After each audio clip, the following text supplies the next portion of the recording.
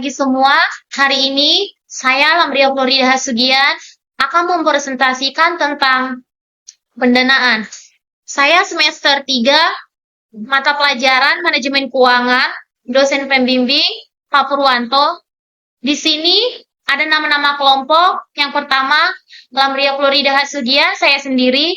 Dan yang kedua, ada Kosasi. Yang ketiga, ada Nosti Pamelia Nautania. Saya berharap informasi yang saya sampaikan dapat bermanfaat dan menarik. Di sini saya akan membahas dengan definisi dan signifikansi. Itu ada dibagi 3. Definisinya ada pendanaan. Pendanaan adalah proses penyediaan sumber daya untuk mendukung berbagai kegiatan, termasuk bisnis, pendidikan, dan proyek berorientasi masyarakat. Yang kedua, ada signifikansi.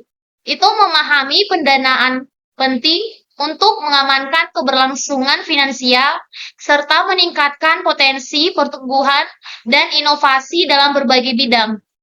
Yang ketiga itu ada tujuan. Tujuan presentasi ini adalah untuk memberikan wawasan tentang jenis-jenis pendanaan dan cara efektif untuk mengakses sumber daya tersebut. Dan di sini ada pendanaan internal dan eksternal. Pendanaan internal itu ada pendanaan internal mencakup sumber daya yang dihasilkan dari dalam organisasi seperti laba ditahan dan investasi pribadi untuk mendukung pertumbuhan. Pendanaan eksternal melibatkan sumber daya dari luar organisasi, termasuk pinjaman dan investasi, ekuitas, untuk memenuhi kebutuhan pendanaan yang lebih baik. Dan selanjutnya akan dilanjutkan dengan teman saya, Mas Kosasi. Baik, saya akan melanjutkan dari teman saya, Lamria.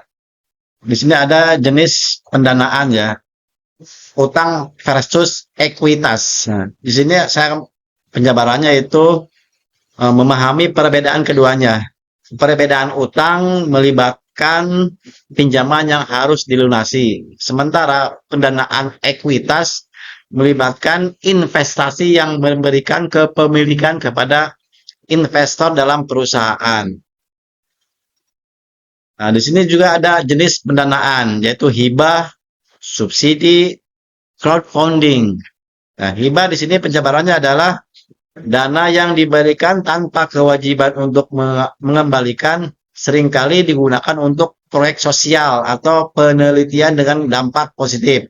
Nah, terus dari subsidi adalah bantuan finansial yang bertujuan untuk mengurangi biaya suatu produk atau layanan.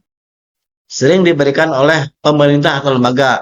Sedangkan crowdfunding adalah metode penggalangan dana melalui banyak individu secara online, memanfaatkan platform digital untuk proyek kreatif atau bisnis baru. Terus di sini juga ada proses pendanaan, tahapan dan persiapan. Di sini ada 2 penjabaran, yaitu tahapan proses dan proposal pendanaan. Dalam tahapan proses, setiap proses pendanaan dimulai dengan tahapan persiapan yang melibatkan pengumpulan informasi dan dokumen yang dibutuhkan. Sedangkan proposal pendanaan yaitu proses yang jelas dan terstruktur sangat penting untuk mendapatkan perhatian dari pendana dan mempengaruhi keputusan mereka. Oke, saya akan melanjutkan presentasi dari teman saya. Dokumen dan persyaratan.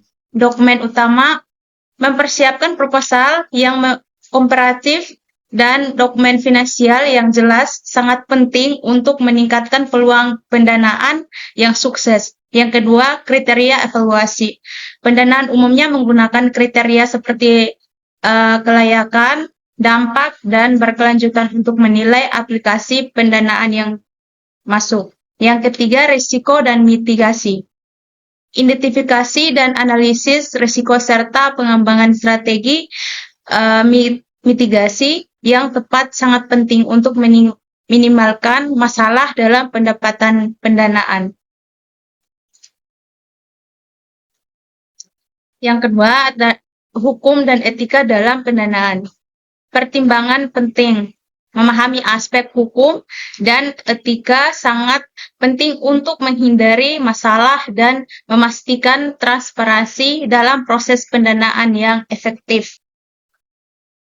Yang ketiga, ada contoh praktis pendanaan proyek pendidikan. Ada dua. Yang pertama, tujuan pendanaan. Pendanaan proyek pendidikan bertujuan untuk memfasilitasi pembelajaran yang berkualitas dan meningkatkan aksesibilitas bagi siswa di berbagai tingkat pendidikan. Yang kedua, fokus utama. Dengan dukungan pendanaan yang tepat, proyek ini dapat menyediakan sumber daya penting dan infrastruktur yang dapat untuk mendukung kegiatan pembelajaran secara efektif. Sekian dari kelompok kami, kelompok 2. Saya berharap informasi yang saya sampaikan dapat bermanfaat dan memberikan wawasan bagi Anda. Terima kasih.